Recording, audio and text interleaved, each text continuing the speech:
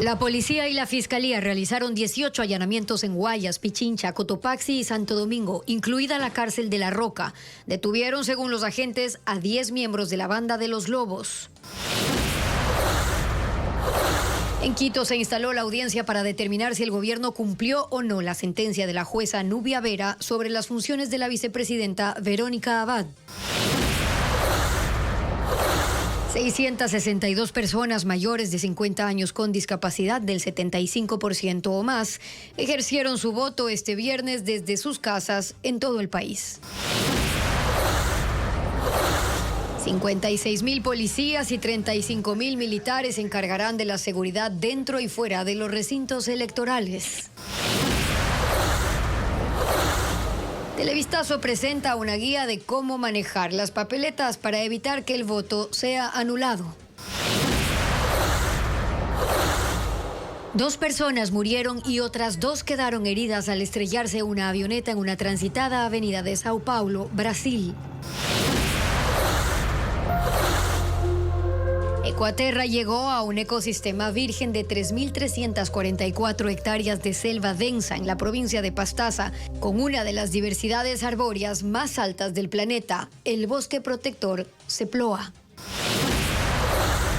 Muy buenas tardes, amigos. Iniciamos con la información este viernes 7 de febrero del 2025. La policía y fiscalía detuvieron a 10 miembros de la organización Los Lobos tras 18 allanamientos ejecutados en Guayaquil, Quito, Santo Domingo de los Áchilas y La Tacunga. ¿Qué tal, Gaby? Así es, Estefi. Amigos, buenas tardes. Entre los capturados están líderes de la organización recluidos en la cárcel La Roca. Fabiola Santana explica a qué delitos están vinculados.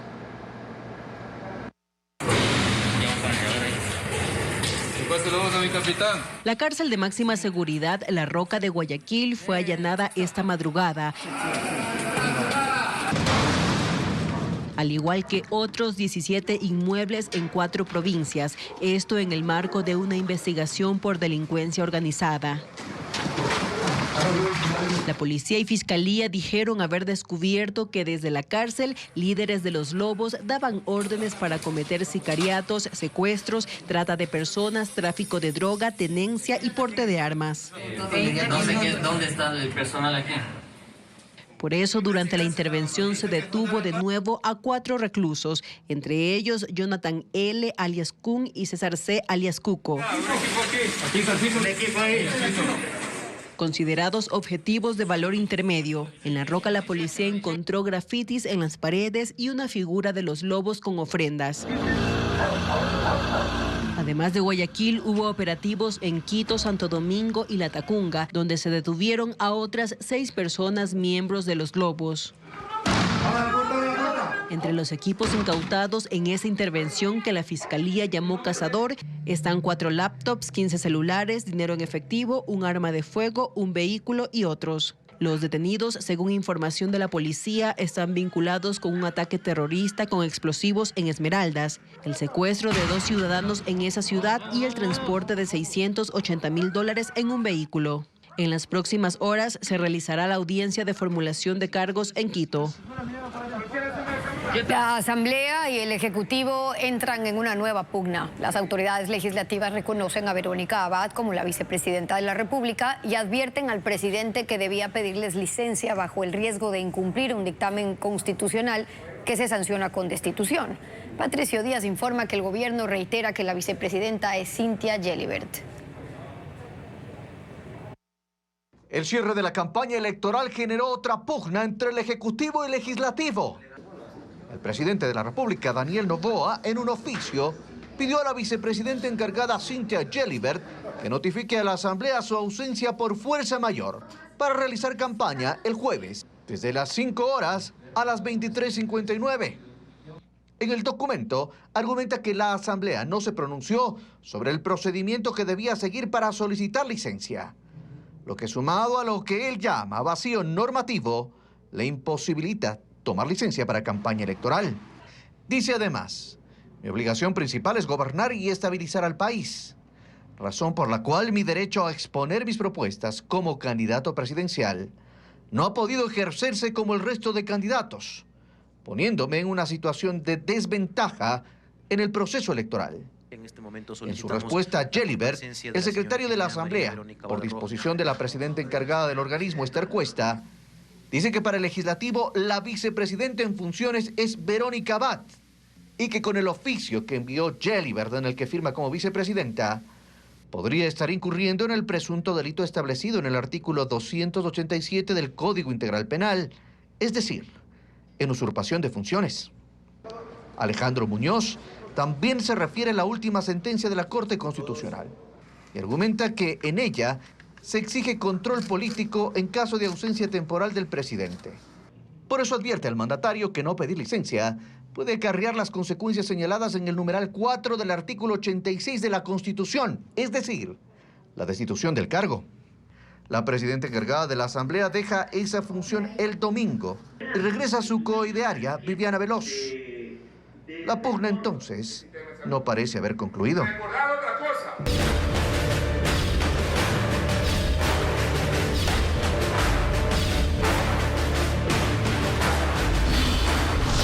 Elecciones 2025.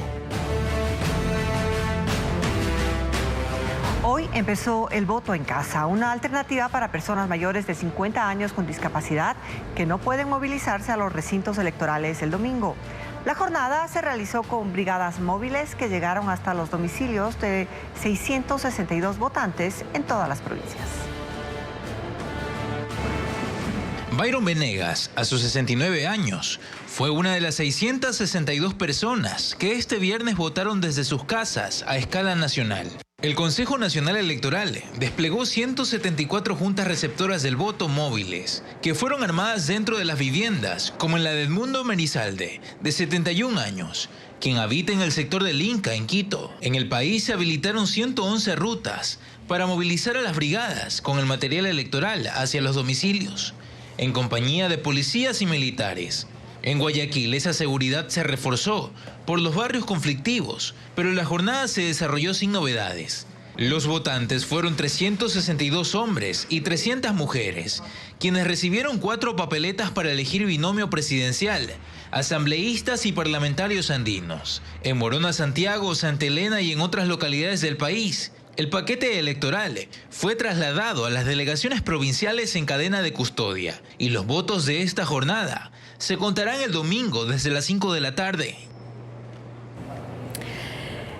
El CNE coordinó la seguridad interna y externa de los recintos electorales con policías, militares y agentes de control. Se prohibirá el comercio informal en las cercanías a los accesos y salidas de los centros de votación y se pide a la ciudadanía no llevar mochilas y fundas. Diego Puente con un resumen.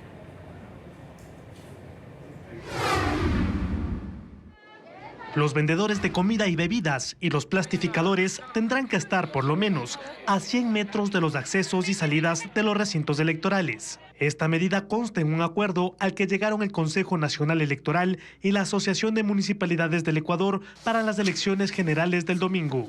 Cerca de 10.000 agentes de control y servidores acreditados realizarán patrullajes para impedir que los informales incumplan con la prohibición. Al menos 56.000 policías fueron convocados para participar de la seguridad durante las elecciones. Ellos resguardarán los accesos externos a los centros de votación para prevenir delitos comunes y para evitar infracciones electorales como actos proselitistas. También autorizarán el paso de vehículos con personas con movilidad restringida hasta la puerta de acceso de los recintos y darán información sobre los centros electorales. Cerca de 35.000 militares, de entre ellos 1.800 reservistas, ingresarán a los recintos electorales de este viernes y permanecerán hasta el domingo en la noche. Vigilarán el normal desarrollo de la votación y el escrutinio. Se recomienda a los electores que no lleven mochilas o fundas. En caso de hacerlo, serán revisadas o impedidas de acceder. Las Fuerzas Armadas vigilarán con mayor énfasis zonas catalogadas como peligrosas en Esmeraldas, Manabí, Guayas y El Oro. También en Quito, en las instalaciones del Consejo Nacional Electoral. En este momento, la jueza Nubia Vera revisa si el gobierno cumplió o no las medidas de reparación ordenadas a favor de la vicepresidenta Verónica Abad. En la unidad judicial La Mariscal, en Quito, está Jacqueline Rodas con la información. Adelante, Jacqueline. Gaby, la jueza Nubia Vera ha determinado que el gobierno no ha cumplido con las medidas de reparación que ella ordenó el pasado 23 de diciembre a favor de la vicepresidenta de la República, Verónica Abad. Justamente en este momento la jueza ha dicho que ella se va a trasladar al edificio de la vicepresidencia de la República para comprobar si le permiten o no ingresar a su despacho. Pidió que lo acompañemos las cámaras de televisión para transmitir si es que es correcto que no se le permita ingresar a su despacho, como ella lo denunció aquí en esta audiencia. La jueza Nubia Vera ha recalcado que el presidente Daniel Noboa debe restituirle todas sus competencias como vicepresidenta, incluidas todas las funciones que le da la Constitución. Advirtió la jueza Nubia Vera que si hoy, cuando va a trasladarse en minutos más con la vicepresidenta al edificio de la vicepresidencia, si es que no le permiten entrar a Verónica Abad, ella da 48 horas al presidente de la República, Daniel Noboa, para que cumpla con esta disposición bajo prevenciones de ley, ha dicho la jueza Nubia Vera, como parte de la resolución de esta audiencia de seguimiento del cumplimiento de su sentencia anterior. También ha dado otras disposiciones para que la ministra de Trabajo, Nubia Vera, cumpla con las disculpas públicas televisadas en cadena nacional. Ahora mismo nosotros vamos a salir de la unidad judicial de la familia del sector La Mariscal en el centro norte de Quito y nos vamos a dirigir a la vicepresidencia junto con la jueza Nubia Vera y la vicepresidenta de la República, Verónica Abad, que intentará ingresar a su despacho. La jueza ha ordenado que enseguida también le den su correo electrónico, su Kipux y todos sus elementos de trabajo para que ella pueda cumplir con sus funciones de vicepresidenta. Es lo que acaba de ocurrir en este momento aquí en la unidad judicial. En Brasil, una avioneta se estrelló en una transitada avenida de la zona oeste de la ciudad de Sao Paulo y cayó y golpeó vehículos. El departamento de bomberos confirmó que hay 2 muertos y 2 heridos. Un fatal accidente aéreo ocurrió hoy a las 7 de la mañana en el oeste de Sao Paulo, en Brasil. Una avioneta cayó en la avenida Marques de São Vicente, en el distrito de Barra Funda. La aeronave era una King Air F-90 con capacidad para 8 personas, que despegó de Campo de Marte y se dirigía a la ciudad de Porto Alegre. Por causas que se desconocen, el piloto intentó hacer un aterrizaje de emergencia, pero chocó contra un bus, lo que produjo una explosión. La unidad de transporte estaba vacía. Los bomberos hallaron a 2 personas calcinadas dentro de la avioneta. Un motociclista y una mujer que caminaba por la vereda sufrieron heridas y fueron trasladados a un hospital, mientras las autoridades investigan lo ocurrido.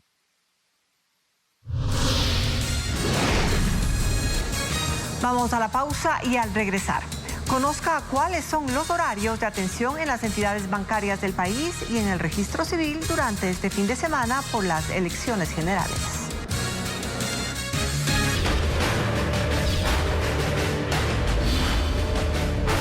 Elecciones 2025, la guía de este domingo.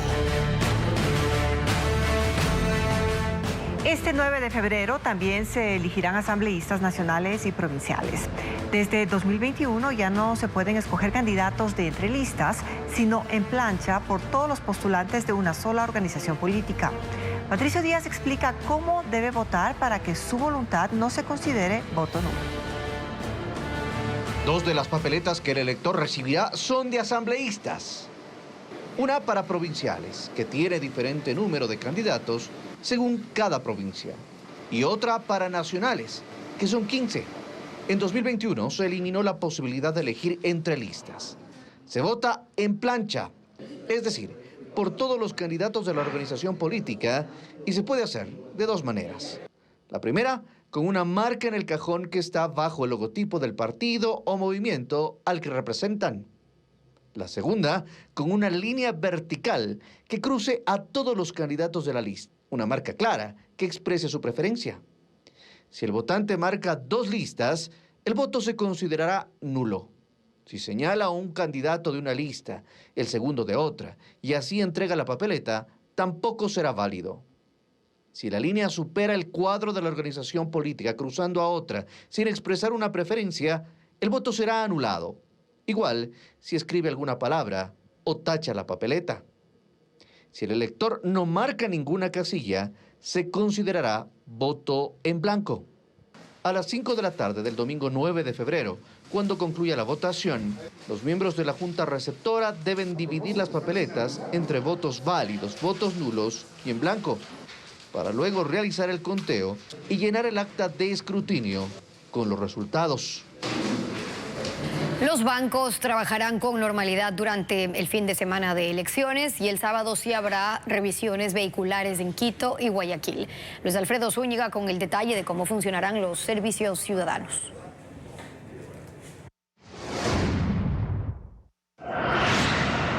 La Asociación de Bancos del Ecuador informó que la atención durante el fin de semana de elecciones se hará con normalidad. Entidades bancarias mantienen horarios de atención presencial de algunas de sus agencias, sobre todo el sábado, hasta las 2 de la tarde. La red de cajeros automáticos y los canales digitales también operarán normalmente. El fin de semana sí habrá atención en las agencias del registro civil. A propósito de los comicios, se realizará la última jornada extraordinaria de cedulación. El sábado será de 8 de la mañana a 5 de la tarde y el domingo de 8 de la mañana a 2 de la tarde. Las personas que tienen cita para revisión vehicular sí podrán acudir. La Agencia de Tránsito y Movilidad de Guayaquil señaló que la atención será el sábado de 8:30 a 12:30. Y la Agencia Metropolitana de Tránsito en Quito también mantiene las revisiones el sábado en el mismo horario. Los organismos de rescate permanecerán en alerta durante todo el fin de semana. La Policía Nacional activará 56.739 uniformados, incluyendo personal de investigación e inteligencia. Y los cuerpos de bomberos en cada cantón harán lo mismo. En Guayaquil, por ejemplo, habrá 3.000 personas activas. En caso de emergencia, la ciudadanía podrá alertar al ECU 911. Dos candidatos a la Asamblea enfrentan una denuncia por campaña anticipada. De ser hallados responsables, correrían el riesgo de no posesionarse o ser destituidos en caso de ganar las elecciones de este domingo 9 de febrero. Francisco Garcés explica el caso. Yadira Bayas y Manuel Blasio, candidatos a la Asamblea por ADN, fueron denunciados por hacer campaña anticipada. La presidenta del Consejo Nacional Electoral, Diana Tamaint, pidió al Tribunal Contencioso Electoral que los multe y los destituya en caso de ser elegidos. Yadira Bayas es candidata por Santo Domingo y según la denuncia del CNE, cometió una infracción electoral grave el 28 de diciembre al participar en el acto de entrega de cocinas de inducción que hizo el Ministerio de Inclusión en Santo Domingo. Ahí grabó un video que publicó en sus redes sociales como candidata, aunque luego lo borró. El CNE considera que su participación en el evento y la publicación del video son una clara prueba de proselitismo anticipado, porque la campaña electoral oficialmente empezó el 5 de enero. La denuncia contra Manuel Blasio, candidato a la Asamblea por El Oro, es la misma: participar en el acto de entrega de cocinas de inducción del 23 de diciembre en Machala, e incluso hizo ofrecimientos. El CNE pidió al contencioso electoral que sancione a los dos candidatos con una multa de $9.400, la pérdida de derechos políticos por 2 años y la destitución del cargo en caso de que lleguen a la Asamblea. Otro caso de campaña anticipada es del asambleísta de la Revolución Ciudadana, Leonardo Berresueta. El Tribunal Contencioso Electoral le sancionó con una multa de $9.400 por haber cometido esa infracción durante su campaña en las elecciones del 2023. El juez Ángel Torres consideró que Berresueta cometió la infracción al publicar 4 mensajes promocionándose en Facebook entre el 1 y el 29 de julio del 2023, pese a que la campaña empezó en agosto. La sentencia es de primera instancia y puede ser apelada. La decisión final la tomará el Pleno del Contencioso Electoral. Más adelante en Televistazo, Estados Unidos incautó un segundo avión del régimen de Nicolás Maduro. ¿Cuál fue la reacción del chavismo? Se lo contamos.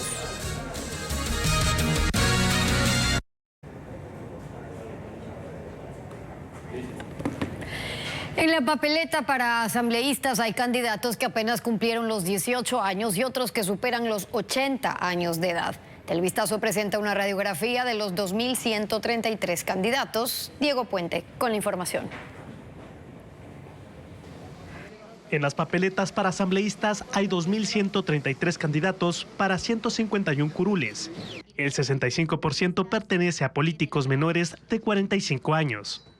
Los centennials de 18 a 29 años son 523. Los millennials de 29 a 44 años son mayoría, 845. La generación X de 45 a 60 años le sigue con 556. Baby boomers de 61 a 78 años son 203 y la generación silenciosa de más de 78 años apenas 6. Elías Luz Yunes del Partido Socialista es el más longevo con 85 años y Ruth Basurto y Yuren Mosquera de Unidad Popular y Sociedad Patriótica los más jóvenes con 18 años. En este estudio aparece que los candidatos en promedio más jóvenes provienen de 4 provincias. El 52,6% de los candidatos de Tungurahua es menor a 34 años. Le siguen Chimborazo con 47% y Santo Domingo e Imbabura con 46%. En cambio, los candidatos mayores de 50 años son de las provincias de Orellana con 54%, Galápagos 50%, Zamora Chinchipe con el 41% y Bolívar con 40%. ADN es el movimiento que tiene el mayor número de candidatos jóvenes menores de 36 años. Le siguen Creo y Reto con 37 años. La Revolución Ciudadana es la organización con mayor promedio de edad, 42 años. Del total de 2.133 candidatos para la Asamblea, analizados por la empresa Estratega, el 51,5% es hombre y el 48,5% mujer. Estados Unidos incauta un segundo avión del gobierno venezolano. Se trata de un jet ejecutivo que está en República Dominicana para mantenimiento, violando las sanciones impuestas al régimen de Nicolás Maduro. En 2024 confiscaron el avión presidencial y ahora tomaron el que usaba la vicepresidenta Delcy Rodríguez. Durante la visita del secretario de Estado de Estados Unidos, Marco Rubio, a República Dominicana, se completó la incautación de este avión, propiedad de la petrolera PDVSA, al servicio de la vicepresidenta de Venezuela. La nave estaba ahí para mantenimiento, pero la justicia estadounidense determinó que se usó para evadir las sanciones contra Maduro. Señalan que el avión ha sido revisado y recibido mantenimiento usando piezas estadounidenses, violando leyes del control de exportaciones. Estados Unidos dice que en él se hicieron vuelos de funcionarios venezolanos a Grecia, Turquía, Rusia, Nicaragua y Cuba, pero ahora tiene el sello oficial de incautado y pronto será llevado a Miami. Venezuela reaccionó diciendo que es un robo descarado, tal como ocurrió en septiembre de 2024, cuando Nicolás Maduro se refirió a la incautación del jet presidencial. Si no me hubieran robado el avión... Esa vez pasó también en República Dominicana y según Estados Unidos fue comprado en $13 millones a través de una compañía fantasma y exportado ilegalmente a Venezuela. La nueva incautación tensa aún más las relaciones entre Venezuela y Estados Unidos, que se debaten entre intentos por restablecer nuevas condiciones y la posición de línea dura de altos funcionarios de la administración Trump. El viento y el frío amenazan a miles de palestinos desplazados en la Franja de Gaza que ahora viven en carpas y chozas improvisadas. Algunas fueron destruidas por el mal tiempo y otros intentan refugiarse entre los restos de los edificios colapsados. El reporte con Pedro Jiménez. El vendaval llegó de un momento a otro en medio de temperaturas de 10 grados centígrados en el campamento Muwasi, en lo que queda de Han Yunis, en el suroccidente de la Franja de Gaza. El viento provocó daños en las tiendas de campaña y frágiles cubiertas plásticas en las que viven estos desplazados palestinos que intentaban salvar lo que podían. Hay gran cantidad de niños y adultos mayores entre ellos. De esta zona, unas 500.000 personas se han ido al norte, pero otros permanecen aquí y en sectores del sur y el centro de Gaza. Han empezado a reconstruir sus refugios y ocupan también pisos altos en edificios destruidos.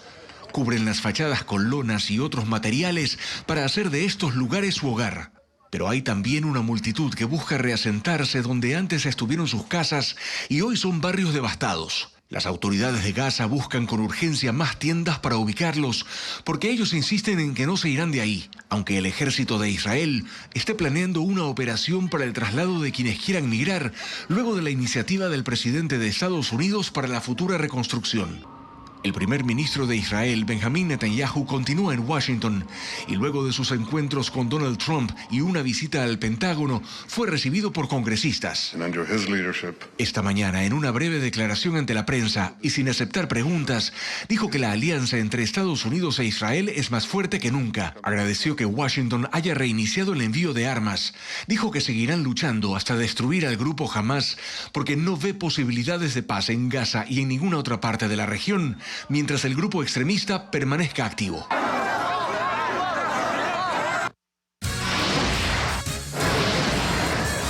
Luego de la pausa, más de 360,000 personas saldrán de Guayaquil y Quito durante las elecciones. ¿Qué pasa en las terminales de buses? Ya se lo contamos.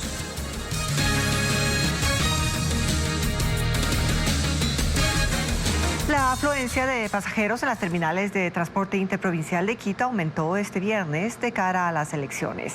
Hasta el domingo se espera que se movilicen desde estos puntos 105,000 personas, 30% más que un fin de semana regular.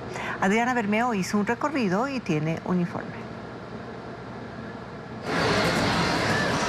Es viernes y en esta terminal los viajeros caminan apresurados. Les urge conseguir un pasaje. Quieren llegar a sus ciudades para votar. Hay fila en las boleterías y las zonas de espera están llenas. Desde hoy hasta el domingo está previsto que 105,000 personas salgan desde las terminales de Quitumbe y Carcelén en el sur y norte de la capital. 30,000 pasajeros más que un fin de semana normal y un poco más que un feriado. Hay razones para que las elecciones tengan mayor convocatoria y para que los electores no cambien de domicilio. Es pretexto para visitar a la familia, para estar más tiempo con mi mamá. Puedo ir a visitar a mi familia, pasar un rato más con mi mamá, con mis hijos, mi nieto. La demanda de pasajes de este viernes fue mayor para las provincias de la costa, Paraguayas, Manabí, El Oro y Esmeraldas. Las cooperativas incrementaron entre 5 y 15 frecuencias por día para abastecer la demanda. Como no pueden salir hoy, están saliendo el día de mañana sábado y para el domingo en la mañana igual. Las boleterías de la Sierra, en cambio, están vacías hasta la noche, porque los recorridos son más cortos. La afluencia volverá a ser masiva el domingo desde temprano, cuando empiece el retorno de los viajeros. En los próximos comicios, además de presidente, vicepresidente, asambleístas, se elegirán parlamentarios andinos. Patricio Díaz explica qué hace esta institución, qué funciones tendrán quienes ganen la elección para ese cargo. El domingo 9 de febrero, el país elegirá 5 parlamentarios andinos con sus suplentes. Esta elección se realiza desde 2003 y ellos se suman a los otros 20 integrantes de Colombia, Perú, Bolivia y Chile, que participan como miembro asociado. La función de este parlamento, según el Acuerdo de Cartagena, es promover el proceso de integración. Una de sus acciones fue la frontera abierta en 2003. Los ciudadanos de los países miembros pueden transitar entre esas naciones solo con cédula y sin visa. El Parlamento creó también la Universidad Andina y ahora apunta a homologar las carreras universitarias. No se pueden contar otras acciones en beneficio directo para los ciudadanos. El académico Paul Játiva recuerda que no tiene facultades vinculantes para los países, solo generar recomendaciones para la legislación interna. Paul Desemblag reconoce que uno de los objetivos es una reingeniería que otorgue otras herramientas y mayores facultades al Parlamento, pero falta voluntad política. Recordemos que estar en un proceso de integración significa ceder parte de la soberanía. Játiva coincide y explica que por eso es difícil pensar por ahora en una integración como la de Europa. La sede está en Bogotá. Los parlamentarios se reúnen una vez al mes y los representantes ecuatorianos tienen otras 3 sesiones en Ecuador. Participan en 7 comisiones y su periodo es de 4 años, igual que el de los asambleístas.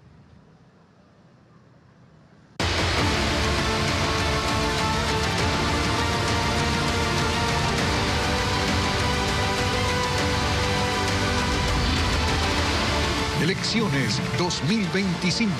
Los problemas urgentes del país que esperan al siguiente gobierno. El país elegirá a un nuevo mandatario cuya tendencia política no define los problemas que tendrá que resolver en su periodo. De los principales, la corrupción enquistada en todo el sistema.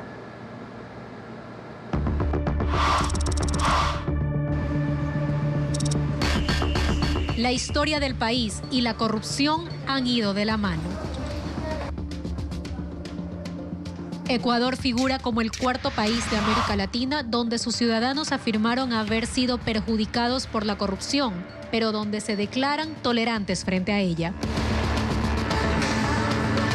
En 2022, un estudio de la Fundación Ciudadanía y Desarrollo determinó que 7 de cada 10 personas consideran que los contratos con el Estado solo se ganan con dinero y contactos. Y el Centro Estratégico de Geopolítica estima que solo en 2021 en Ecuador se lavaron 3.500 millones de dólares, 3 veces más que los 1.200 millones que se blanquearon entre 2007 y 2016. En los últimos años, la corrupción se agravó. La Fiscalía General del Estado abrió desde 2016 hasta 2024 34 casos de corrupción con repercusión nacional relacionados con instituciones públicas y el sistema judicial. Algunos de los casos involucran a la mafia.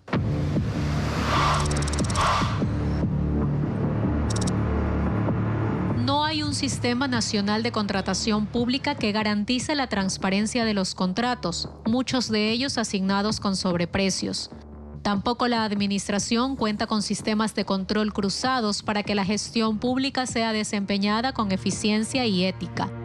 Los organismos de control en general son susceptibles de adecuar su función a lógicas políticas. La evasión y elusión tributarias y el lavado de activos son ejemplos de esos vacíos institucionales. La impunidad es alta por la venalidad de muchos jueces y nutre actividades corruptas en los sectores públicos y privados. Algunas de ellas, denunciadas por la Fiscalía, se han hecho públicas y tuvieron un alto impacto social entre 2023 y 2024. Los casos Metástasis, Purga y Plaga. Los gobiernos han creado secretarías de transparencia, lucha anticorrupción, de integridad o de política pública. Lenín Moreno creó incluso una comisión de expertos internacionales que nunca funcionó. El cuestionado Consejo de Participación Ciudadana y Control Social, creado en la Constitución de Montecristi, inició en 2009 y su objetivo era luchar contra la corrupción, fomentar la participación ciudadana y elegir a las autoridades de control. Pero en la práctica se convirtió en un escenario más de disputa política. Y algunos de sus integrantes, incluidos presidentes, estuvieron involucrados en casos de corrupción. Desde 2022 funciona la Unidad Judicial para Delitos de Corrupción y Crimen Organizado, conformada por 21 jueces. Pero desde inicios de este año, en el caso Fachada, la Fiscalía investiga por delincuencia organizada a 3 de ellos. También existe la Comisión Nacional Anticorrupción, que es ciudadana, que ha destapado casos de corrupción y que por eso fue perseguida durante el correísmo. Es una iniciativa civil que carece de recursos, de mecanismos legales para investigar instituciones públicas y tiene dificultades para concretar un relevo generacional.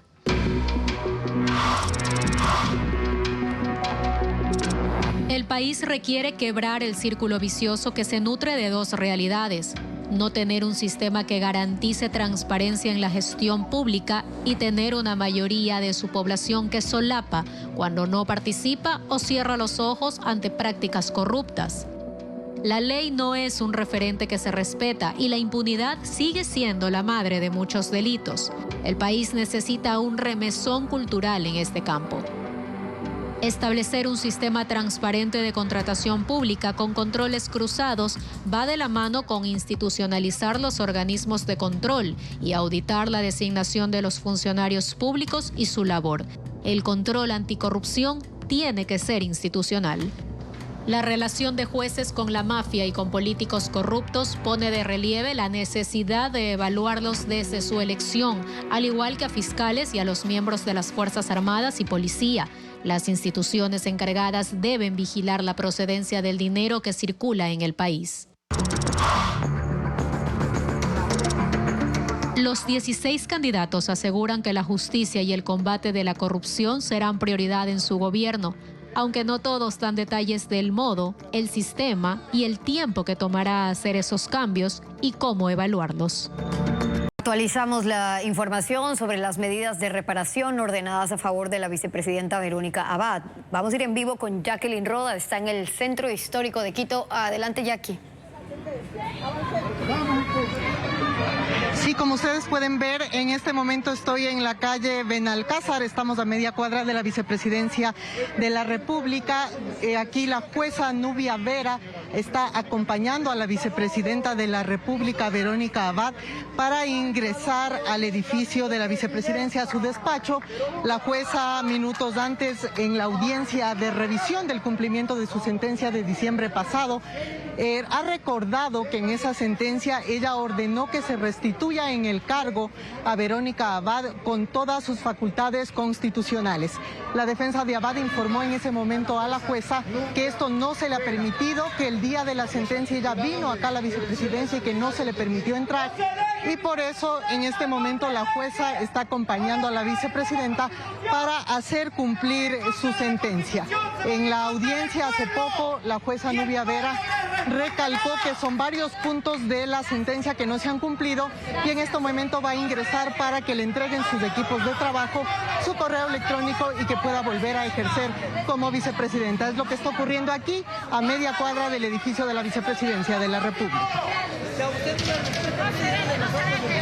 Así es. Bueno, y nos mantenemos pendientes. Les contamos ahora que la campaña oficialmente está cerrada. Pese a ello, los candidatos a la presidencia de la República siguen hoy activos en las redes sociales, aunque teniendo cuidado de hacer publicaciones que no rompan el silencio electoral. La mayoría se dedicó hoy a hacer publicaciones de registro y lo que registraron fueron los cierres de campaña de ayer. Luisa González en la zona más céntrica de Guayaquil. Daniel Noboa en la Plaza de Toros de Quito. Leonidas Sisa en Quitumbe. Henry Cucalón mostrando un resumen de los lugares que visitó durante todos sus recorridos. Francesco Tabaqui también subió los videos de su cierre de campaña, aunque mezcló sus publicaciones con temas más familiares. Nombre es Francesco. Su hijo dando un mensaje, él mismo caminando abrazado de su esposa. Luis Felipe Tillería mezcló ambos temas, los electorales y los familiares, en una sola publicación, que los muestra a él y a su esposa bailando durante uno de sus últimos mítines en esta campaña. Usted está buscando una residencia permanente. Otros, como Juan Iván Cueva y Henry Kronfle, aprovecharon los últimos minutos del jueves, cuando aún se podía hacer campaña, para alcanzar a subir los últimos videos hablando de las bondades de sus respectivas candidaturas. Víctor Arauz también subió ayer un video que lo muestra enfrentando a los delincuentes al más puro estilo del viejo oeste. Y ya hoy publicó su participación en una marcha de protesta que nada tiene que ver con su candidatura, sino con una resolución de la Corte Constitucional. De los niños. En realidad, todos los candidatos mostraron sus últimos recorridos y agradecieron a quienes los apoyaron en esta campaña. De la victoria. Solo Jorge Escala fue un poquito más allá, aprovechando que las redes son ese espacio gris en donde las regulaciones no llegan del todo. Subió esta publicación a sus historias de Instagram pidiendo el voto y haciendo campaña, a media mañana del viernes, cuando ya rige el silencio electoral. Este domingo el país elegirá 14 asambleístas más 151 en total. El incremento obedece al crecimiento de la población en algunas provincias, según el INEC. Patricio Díaz tiene los detalles de este cambio. Este domingo los electores ya no votarán por 137 legisladores, sino por 151. Esto obedece al incremento poblacional definido en el último censo. La Constitución dice que cada provincia tendrá 2 asambleístas y uno más por cada 200.000 habitantes. Así, por ejemplo, Guayas, que tenía 20, pasa a 24 legisladores. Se incrementa uno en cada una de sus circunscripciones. Pichincha, que elegía 16, ahora escogerá a 19, uno más por circunscripción, excepto la Centro-Sur. En otras 7 provincias habrá un asambleísta más. En Esmeraldas pasan de 4 a 5. En Manabí de 9 a 10. En Santa Elena de 3 a 4. En Azuay de 5 a 6 asambleístas. En Tungurahua de 4 a 5. En Morona de 2 a 3. Y en Orellana de 2 a 3. Las otras 15 provincias permanecen con el mismo número de representantes. Este cambio se verá reflejado en el Pleno del Legislativo. Ahí se aumentarán 7 curules en el costado derecho y 7 en el costado izquierdo. Las comisiones también incrementarán su número. Hasta ahora están conformadas por 9 legisladores. Pasarán a 10. El Consejo de Administración Legislativa se mantiene con el mismo número de integrantes, 7. Presidente, 2 vicepresidentes y 4 vocales, 1 por bancada. El nuevo legislativo, con 151 legisladores, se reunirá el 14 de mayo. El bosque protector Ceploa es un refugio intacto de la Amazonía y un ecosistema virgen de 3.344 hectáreas de selva densa. Alberga especies emblemáticas como el jaguar, la danta y los monos chorongo. Su conservación es el resultado del esfuerzo de una comunidad quichua que lo protege con patrullajes y un meticuloso monitoreo de su biodiversidad. Veamos.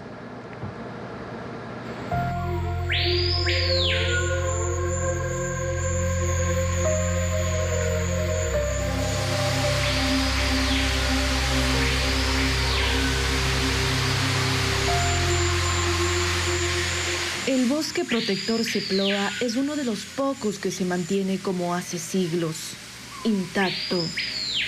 Está en el punto más alto de Taruga Urcu, una colina de 1000 metros en la cordillera Las Castañas del cantón Arajuno, provincia de Pastaza. Al empezar el descenso, un sendero de lodo cruza la espesura de su vegetación, donde la luz del sol se filtra entre troncos gigantes y hojas que crujen bajo los pies. La humedad es densa y aumenta a cada paso por la presencia de pequeños arroyos que descienden con prisa por este refugio natural de 3.344 hectáreas. Las trochas siguen por una pendiente pronunciada donde escarabajos rojos y negros pululan, mientras los hongos ganoderma con su forma de abanico descomponen la madera caída. Árboles de un siglo forman una bóveda verde. Hay chuncho, tucuta, caoba, sandi e incluso ceibos que superan 80 metros. Sus largas lianas se enredan entre las ramas y las raíces quedan expuestas en el terreno inclinado. El aire huele a hojas en descomposición. Su diversidad arbórea es una de las más altas del planeta. 1.190 tipos de plantas y solo en el último año se han descubierto 34 especies nuevas. Destaca el tarapoto, una palma de hojas gruesas y flores blancas, con 300 ejemplares en una sola hectárea.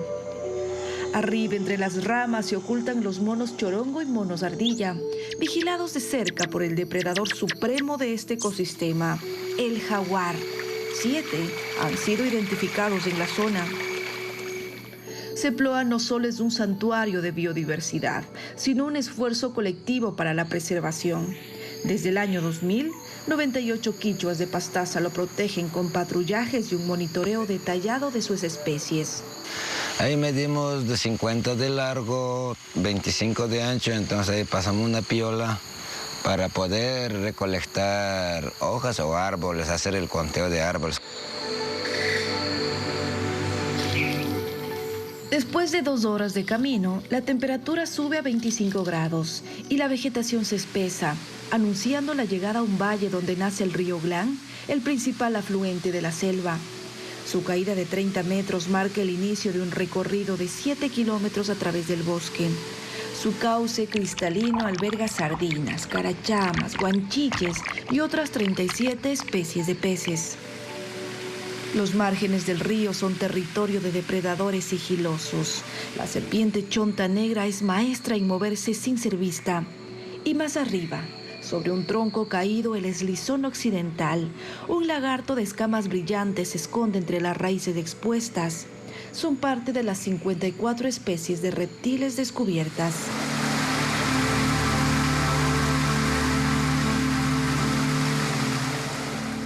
En medio de las pendientes rocosas de la reserva, a 400 metros, una pared de arcilla mineral se convierte en un punto de encuentro diario. A las 7 de la mañana, cientos de pericos verdes y de cabeza negra descienden en bandada a este saladero para extraer sus nutrientes. Durante media hora se alimentan de lodo antes de alzar vuelo hacia las copas de los ceibos, donde encuentran refugio del sol y las lluvias. También hay cucupachos, que cuelgan sus nidos sobre las ramas más altas, y los pecho amarillo, que miden entre 12 y 20 centímetros. Ya en las laderas se desplazan grandes mamíferos como la danta, el de mayor tamaño en la Amazonía. Llega a pesar hasta 300 kilos. Y el venado colorado, un rumiante solitario que frecuenta las colcas. Tras 3 kilómetros de sendero se revela la presencia de las mariposas cartero que posan sobre las flores de las bromelias para aprovechar su néctar. El bosque Seplo es un fragmento de selva que resiste, un ecosistema virgen que se aferra a su esencia.